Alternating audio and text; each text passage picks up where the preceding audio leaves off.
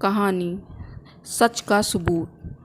थिंकपुर में थामा नदी के तट पर जैसे ही जहाज आकर रुका, कैप्टन चिल्लाया, ओ दरोगा साहब, आओ और अपने कैदियों की गिनती कर लो। दरोगा जरा ऐंठ कर बोला, क्या गिनती करूं सालों की, ले जाकर जेल में ठूंस दो। तभी एक सिपाही चिल्लाया, पूरे 26 हैं साहब। दरोगा भुनभुनाता है, 26? पर वहाँ तो नाम 25 का ही भेजा था। कोई बात नहीं, ले चलो सबके सबको।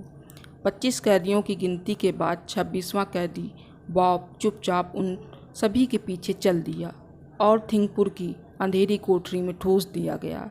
सारे कैदी आपस में खुसुर पुसुर कर रहे थे। मुफ्त में मारा गया। तभी एक बोला, हमने ही कौन सा गुनाह किया था। तभी तीसरा हंसता है, इसे कहते हैं करे कोई और भरे कोई। तभी हवलदार आता है और उन सभी पर चिल्लाते हुए बोला, चुप हो जाओ सब के सब, 3 दिन बाद सुनवाई है। बॉब एकदम गुमसुम एक कोने में पड़ा हुआ सोचता है, हे प्रभु, क्या पाप किया था मैंने। सारी जिंदगी तेरे बताए रास्ते पर चला और आज उसका ये सिला मिल रहा है। क्या गलती हुई मुझसे जो तू मुझे आज ये दिन दिखा रहा है।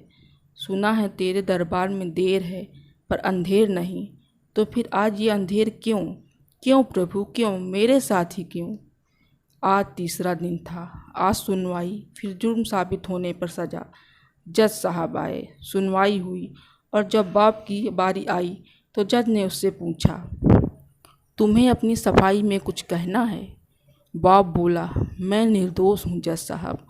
तो जज साहब ने कहा, कोई सबूत, कोई गवाह है तुम्हारे पास? बॉब की आंखों में आंसू आ गए।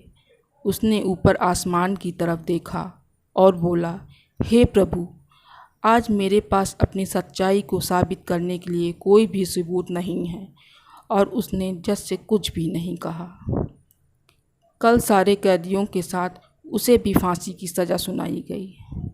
सारी रात वह अपनी वीरान आँखों से उस कोठरी की दीवार को घूरता रहा। सुबह जब दरोगा ने आकर कहा, चलो फांसी का वक्त आ गया है, तो बॉब जो पत्थर का बन चुका था, उसके सारे आंसू सूख चुके थे। उसने कहा, बस 1 मिनट साहब। और उसने एक बार ऊपर की ओर देखा और एक क्षण रुककर उसने अपनी दोनों हथेलियां जमीन की धूल पर रगड़ी और उनकी छाप दीवार पर बनाते हुए कहा, मैं बेकसूर हूँ और ये मेरी बेगुनाही का सबूत है। और बॉब को फांसी हो गई। कुछ दिनों बाद थानेदार ने बॉब की कोठरी साफ करने का आदेश दिया तो सिपाही हाँफता हुआ आया और बोला, जल्दी चलो साहब जी। क्या हुआ? थानेदार चिल्लाया। सिपाही बोला, आप पहले वहाँ चलकर देखो तो।